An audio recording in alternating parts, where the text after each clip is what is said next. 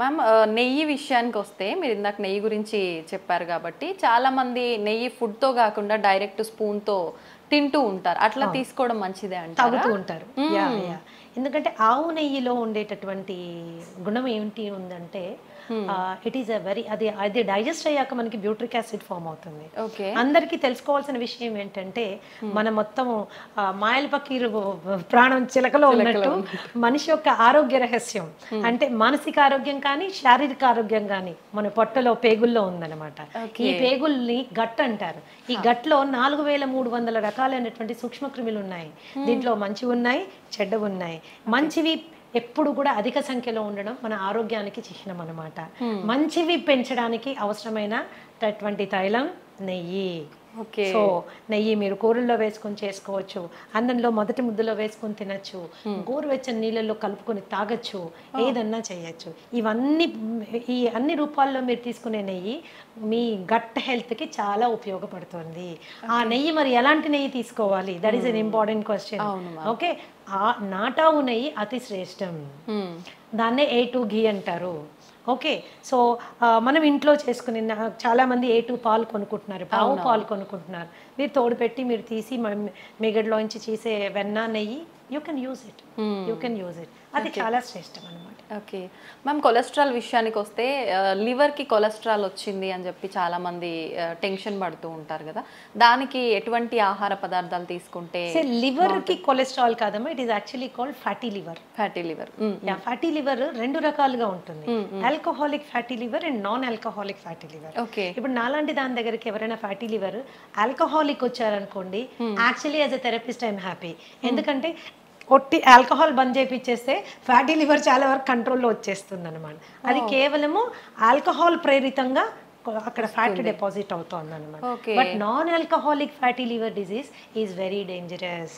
ఇది రాముడు బుద్ధిమంతుడు అంటాడు కదా, స్మోక్ చేయడు, బయటకు వెళ్ళి ఏమి తినడు, ఇష్టం వచ్చినట్టు బిహేవ్ చేయడు, అలాంటి వాళ్ళకి వచ్చేటటువంటి ఫ్యాటీ లివర్ కండిషన్ ని non alcoholic fatty liver condition అంటారు. దానికి మనము చాలా ఆహారపరమైన జాగ్రత్తలు తీసుకోవాలి. మరి ముఖ్యంగా కార్బోహైడ్రేట్ విపరీతంగా తినడం తగ్గించేసుకోవాలి. అలాగే ట్రాన్స్ ఫ్యాట్స్ మనం తీసుకోవడం తగ్గించుకోవాలి. అలాగే LDL లెవెల్ కంట్రోల్లో ఉండేటట్టుగా మనం చూసుకోవాలి. ఈ ఫ్యాటీ లివర్ వచ్చిన వాళ్ళలో చాలా మందికి fatty liver is sometimes considered as a predisposing character for diabetes. అంటే షుగర్ రావడానికి ముందు చాలా మందికి ఫ్యాటీ లివర్ వచ్చేస్తుంది. దాన్ని చాలా తేలికగా తీసుకుంటారు. ఏం లేదండి, కాస్త ఎక్సర్సైజ్ చేయండి, కాస్త ఇలా ఉండండి, కాస్త అలా ఉండండి అని. That is not the way. You have to take it serious. ఎందుకంటే ఈ ఫ్యాటీ లివర్ స్టేజ్ 1 నుంచి స్టేజ్ 2, స్టేజ్ 2 నుంచి స్టేజ్ 3, అక్కడి నుంచి ఫైబ్రోసిస్, సిరోసిస్, క్యాన్సర్ వరకు వెళ్ళే అవకాశం ఉంటుంది. కాబట్టి దాన్ని ఈజీ తీసుకోవడానికి వీల్లేదు. So basic foods for example కీరా జ్యూస్ బ్రహ్మాండంగా పనిచేస్తుంది ఫ్యాట్లో లివర్ తీసేయడానికి. నిమ్మరసము, ద హంబుల్ నిమ్మరసం, కాస్టే లేదు దాన్ని. So health is actually very economic, inexpensive అనమాట. చిన్న అవగాహన మనం తెలుసుకుంటే we will able to do it అన్నమాట. అండ్ ఫ్యాటీ లివర్ ఉంది అని మనకి ఎప్పుడు డౌట్ వస్తుందంటే, కొద్దిగా కుడివైపు బొజ్జ అంటే చేతులు కాళ్ళు సన్నగానే ఉన్నాయి, పొట్ట మాత్రమే ముందుకు వస్తుంది. ఎస్పెషల్లీ కుడివైపు మనం చెయ్యి వేసుకునేలా అంటే కొద్దిగా గట్టిగా కూడా తగులుతోంది అంటే వెంటనే వెళ్ళి ఒకసారి ఫ్యాటీ లివర్ చెక్ చేసుకోవడం చాలా చాలా ఇంపార్టెంట్. డయాబెటీస్ వచ్చింది అనుకుంటే కూడా వచ్చిన డయాబెటీస్ డిటెక్ట్ అయిన తర్వాత కంపల్సరీ ఫ్యాటీ లివర్ వెళ్ళి చెక్ చేసుకోవడం చాలా ఇంపార్టెంట్. ఏ స్టేజ్లో ఉంది, దట్ ఈస్ ఇంపార్టెంట్. దాన్ని కూడా తగ్గించుకుంటూ వెళ్ళాలి మనం, దట్ ఈస్ ఇంపార్టెంట్. ఇది కూడా మోతాదు ఏమైనా ఉంటుందా మ్యామ్, పర్సంటేజ్ ఫ్యాటీ లివర్? అట్లా కాదంటే మీరు అల్ట్రాసౌండ్ అబ్డామెన్కి వెళ్ళినప్పుడు వాళ్ళు చెక్ చేసి మీకు గ్రేడ్ చెప్పేస్తారు. ఆ రిపోర్ట్ బట్టి మనకి స్టేజ్ 1లో ఉన్నారా, స్టేజ్ 2లో ఉన్నారా, స్టేజ్ 3లో ఉన్నారా తెలిసిపోతుంది. ఓకే మ్యామ్, డైరీ ప్రొడక్ట్స్ విషయానికి వస్తే ఏవి తీసుకోవాలి, ఏవి తీసుకోకూడదు? నిజంగా కొంతమంది చెప్తుంటారు డైరీ ప్రొడక్ట్స్ స్కిప్ చేయడమే మంచిది, ఇప్పుడు అన్నిట్లో హార్మోన్కి సంబంధించిన ఇంజెక్షన్లు ఇలాంటివన్నీ వస్తున్నాయి కాబట్టి అని. నిజంగా ఏవి తీసుకుంటే బాగుంటుంది మ్యామ్? నేను గతంలో కూడా చాలాసార్లు చెప్పానమ్మా, చాలా మంది వాదనకి కూడా దిగుతారు. మన తాతలు తండ్రులు ముత్తాతలు అందరూ పాలు తాగారు, ఇప్పుడు మీరు ఎందుకు చెప్తున్నారు పాలు తాగకూడదని? పాలు డెఫినెట్ గా ఇట్స్ ఏ హోల్సమ్ ఫుడ్. మరి పిల్లలకి ప్రోటీన్ ఎలా వస్తుంది, పిల్లలకి మనకి కాల్షియం ఎలా వస్తుంది, ఇవి రెండు మనకు కావాలంటే పాలు తాగాలి కదా. మన చిన్నప్పటి నుంచి తాగాం కదా, ఇప్పుడు మీరు కొత్తగా ఇలాంటి వింత విషయాలు చెప్తున్నారు ఏంటి అని. సో తప్పులు మీరు చెప్పింది కూడా కరెక్టే. ఎప్పుడో మన తాతల తండ్రులంతా పాలు తాగారు, కానీ అప్పుడు ఆవులు వేరు, అప్పుడు పాలు వేరు. ఇప్పుడు ఆవులు వేరు, ఇప్పుడు పాలు వేరు. ఓకే, సో ఇప్పుడు చాలా సందర్భాల్లో మనం ప్యాకెట్ పాలు తెచ్చుకుంటే అవి అసలు పాలో కాదో మనకు తెలియదు. పాలల్లో నీళ్లు కలిపారు అనుకోండి, that is a healthy thing. అంటే ఓన్లీ నీళ్లు ఉన్నాయని సంతోషపడచ్చు మనం, కానీ నీళ్లు కాకుండా ఇంకెన్నెన్నో కలిపేస్తే అవి విషమయమనని ఎన్నో విధాలుగా మనని ఇబ్బంది పెడుతున్నాయి. మిల్క్ మీరు తీసుకున్నట్లయితే దాని ప్రోటీన్ కంటెంట్ కానీ, దాని కాల్షియం కంటెంట్ కానీ, నాన్ మిల్క్ సోర్సెస్ చాలా ఉన్నాయి. మీ మునగాకు తీసుకోండి, ఓకే, ఫర్ ఎగ్జాంపుల్ టేక్ మునగాకు. నువ్వులు తీసుకోండి, దానిలో ఉన్న కాల్షియం కానీ, దానిలో ఉన్న ప్రోటీన్ కానీ. మునగాకు పచ్చిదానికంటే కూడా ఎండు పౌడర్ ఏదైతే ఉంటుందో, మునగాకు పౌడర్ ఏదైతే ఉంటుందో బ్రహ్మాండంగా కాల్షియం లెవెల్స్ అనమాట. ఓకే, ఎన్నో రెట్లు పాల కంటే ఎక్కువగా ఉంటుందని. ఒక స్పూన్ రోజు తీసుకుంటే సరిపోతుంది. ఎలా తీసుకోవచ్చు మేడం? కాంబినేషన్ మజ్జిగలో కలిపి తీసుకోవచ్చు, నీళ్ళలో కలిపి తీసుకోవచ్చు. దాన్ని పొడి కింద తయారు చేసుకుని కాస్త వెల్లుల్లిపాయలు, జీలకర్ర, ఎండుమిరపకాయలు వేసి దాన్ని పొడి కింద చేసుకొని అంత నెయ్యి వేసుకొని మొదట ముద్ద గట్టిగా కలుపుకొని తినచ్చు. టేస్టీ ఉంటుంది, హెల్త్కి హెల్త్ వస్తుంది. అయితే ఈ మిల్క్ ఇప్పుడు ఏం చేస్తుంది, మిల్క్ లో ఒక ప్రోటీన్ ఉంటుంది కేసిన్ అని. ఈ కేసిన్ చాలా మందికి ఎలర్జిక్ కండిషన్స్ ప్రొడ్యూస్ చేస్తుంది. చాలా మందికి కడుపులో అది డైజెస్ట్ అవ్వక గ్యాస్ కానీ, లేకపోతే ఇండైజెషన్ కానీ, అలాగే బెల్చింగ్ అండ్ బ్లోటింగ్ అంటారు, పొట్ట ఉబ్బినట్టు అవ్వడం కానీ, ట్రైన్ పుల్ రావడం కానీ, ఇవన్నీ జరుగుతాయి. ఎందుకు? కేసిన్ వాళ్ళకి డైజెస్ట్ అవ్వదు కాబట్టి, కేసిన్ డైజెస్ట్ అవ్వదు కాబట్టి. సో అలాంటి సందర్భాల్లో పాల అవసరం ఏంటి అసలు? ఒక స్టేజ్ దాటింద టాడ్లర్ అంటాం, అంటే కాలు మీద నడవడానికి అలవాటు పడిన బిడ్డకి పాలు సంపూర్ణ ఆహారం కాదు. ఓకే ఓకే, అది అసంపూర్ణమైనటువంటి ఆహారం. పాలు ఎడిక్టివ్ ఇన్ నేచర్. మీరు బాగా తాగుతుంటే అది తాగాలనిపిస్తుంది, తాగకపోతే ఏదో వెలితిగా కూడా అనిపిస్తుంది. దానికంటే ఆరోగ్యకరమైన ఫుడ్ మనకు ఉన్నప్పుడు, దానికంటే మనకి బలవర్ధకమైన ఆహారం మనకి అవైలబుల్గా ఉన్నప్పుడు మనం దానికి ఆప్ట్ చేసుకోవచ్చు కదా. ఈ రోజు ఆవుల్లో పాలు పెరగడం కోసము విపరీతంగా ఇంజెక్షన్స్ వేస్తున్నారు, విపరీతంగా యాంటీబయాటిక్ యూజ్ జరుగుతూ ఉంది. Grass fed cow and grain fried cow అని రెండు రకాల కౌస్ మనం చూసుకుంటే, పచ్చిగడ్డి తిని ఆ పచ్చిగడ్డి పెంచడానికి కూడా ఏమాత్రం ఎరువులు వాడకుండా, పెస్టిసైడ్స్ వాడకుండా ఆర్గానిక్గా పెంచిన పాలు ఉంటాయి కదా, అవి అతి శ్రేష్టం. చాలా అరుదుగా లభిస్తున్నాయి, చాలా అరుదుగా. పచ్చిగడ్డే దొరకడం లేదు. గ్రెయిన్ ఫెడ్ మీరు తీసుకున్నారనుకోండి, వాటికి గ్రెయిన్స్ పెడతారు, ఎన్నెన్నో రకాలైన గ్రెయిన్స్ పెడతారు. ఎస్పెషల్లీ ఈ మధ్య కాలంలో అయితే కార్న్ పెట్టేస్తున్నారు, స్వీట్ కార్న్ పెడుతున్నారు. సో ఇవి ఏంటి అంటే పాల క్వాంటిటీ పెంచడానికి. చాలా మంది ఆ ఆవులకి పెట్టే దీంట్లో నూనెలు కలుపుతారు, ఎందుకంటే పాలల్లో వాళ్ళకి ఆయిల్ శాతము, ఫ్యాట్ శాతం ఎక్కువ రావాలని. మరి ఇలాంటి పాలు మనం తాగినప్పుడు అది మనకి it is going to harm us. అయితే ఇంట్లో మనం ఒక పాల ప్యాకెట్ తెప్పించుకున్నప్పుడు అది ఆవు పాల, గేదె పాల, ఆవులో గ్రాస్ తినిన ఆవా లేకపోతే గ్రెయిన్ తినిన ఆవా, యాంటీబయాటిక్ వేసుకుందా వేసుకోలేదో మనకి ఎలా తెలుస్తుంది? ఇవన్నీ కలిపారో లేదో మనకి ఎలా తెలుస్తుంది? తెలియదు. పైగా పాలు ఎప్పుడైతే ప్యాకెట్లో వస్తాయో, ప్లాస్టిక్ ప్యాకెట్లో వస్తాయో, ఆ ప్లాస్టిక్ కూడా మనకి ప్రమాదం. ఇంకోటి, కొంతమందికి ఏంటంటే ఎస్పెషల్లీ ఉద్యోగస్తులు 4-5 ప్యాకెట్లు కొనుక్కుని డీప్ ఫ్రీజర్ లో పెడతారు, అవి గడ్డగట్టిపోతాయి. వాటిని మీరు ఎప్పుడైతే డీప్ ఫ్రీజ్ చేస్తారో, థాయింగ్ ప్రాసెస్ జరిగేటప్పుడు ప్లాస్టిక్ కూడా మెల్ట్ అయ్యి అందులోకి వస్తుంది. ఒకప్పుడు మేము చిన్నపిల్లలుగా ఉండేటప్పుడు గ్లాస్ బాటిల్లో వచ్చేది, that was safest milk. Seal అయ్యి గ్లాస్ బాల్ వచ్చేది, బాటిల్స్ తీసుకోగానే మేము చిన్నపిల్లలప్పుడు నాకు బాగా గుర్తుంది, ఆ మూత తీసి పైన ఉన్న వెన్నంతా వేలుతో తీసుకుని తినేవాళ్ళం. ఇప్పుడు అలాంటి కండిషనే లేదు, అలాంటి కండిషనే లేదు. సో పాలుని వాడకం ఎంత తగ్గిస్తే అంత మంచిది. అయితే పెరుగు దగ్గరికి వచ్చినా, మజ్జిగ దగ్గరికి వచ్చినా ఏ రెస్ట్రిక్షన్ లేదు. It is better than milk అన్నమాట. మీరు పెరుగుగా తిన్నా పర్వాలేదు, మజ్జిగగా తిన్నా పర్వాలేదు, కొద్దిగా పుల్లబడిన మజ్జిగ ఇంకా బెటర్. పుల్లబడిన మజ్జిగ చాలా బెటర్. అందుకనే మిల్క్ని అవాయిడ్ చేయడం బెటర్. అవాయిడ్ చేయడం బెటర్. ఎందుకంటే మనకు వచ్చే ప్యాకెట్ గురించి మనం ఆలోచిస్తాం కానీ అందులో వచ్చిన పాలు మనకి దాకా రావడానికి ఎన్ని పద్ధతులు అవలంబించారో మనకు అవగాహన లేదు. అవును ma'am. Today it is a very common thing to give oxytocin injection for cows. Oxytocin injection దేనికి ఇస్తారు వింటే మీరు బిత్తరపోతారు. పాల పొదుగులోంచి పాలు పిండేటప్పుడు ఈజీగా పాలు బయటికి రావడం కోసము ఆ ఇంజెక్షన్ ఇస్తారు. మనకు కూడా ఆక్సిటాసిన్ ఇంజెక్షన్స్ ఇస్తుంటారు. మంచి ఎప్పుడు యూస్ చేస్తారో తెలుసా మీకు? డెలివరీలో బిడ్డ ఈజీగా బయటికి రావడానికి కోసం యూస్ చేసేటటువంటి ఇంజెక్షన్ ఆక్సిటాసిన్ అన్నమాట. కండరాలు లూజ్ అయ్యి బిడ్డ ఈజీగా బయటికి రావడానికి. యానిమల్స్ కి కూడా ఆక్సిటాసిన్ ఇంజెక్షన్ దానికోసమే ఇస్తారనమాట.